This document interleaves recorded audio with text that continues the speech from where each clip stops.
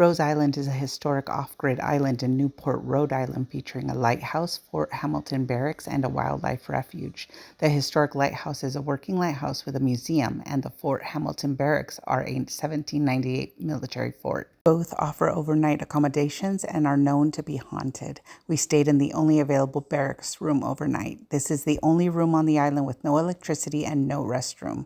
It also ended up being the scariest location I've ever stayed to date. Before the lighthouse was completed in 1870, Rose Island served as an isolated quarantine station for cholera and yellow fever victims. These people were put into these rooms by the dozens and dozens, and sadly most did not make it back out alive. Visitors and paranormal investigators consistently report feelings of unease, shadow figures, and disembodied voices inside the old Fort Hamilton Barracks. This is a beautiful island, but at nighttime the vibe definitely changes. With no electricity in our room, we had to prep for the evening ahead.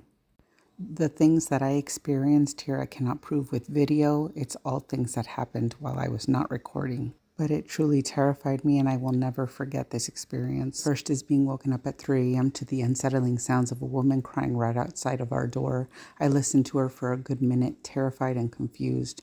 As soon as I knew for sure what I was listening to, I woke Pat up and it instantly stopped. Many months after our investigation, I found out that many other people have had the same experience. The second was the feeling of being watched all night. I did not sleep because I was terrified. I felt a man watching over me all night.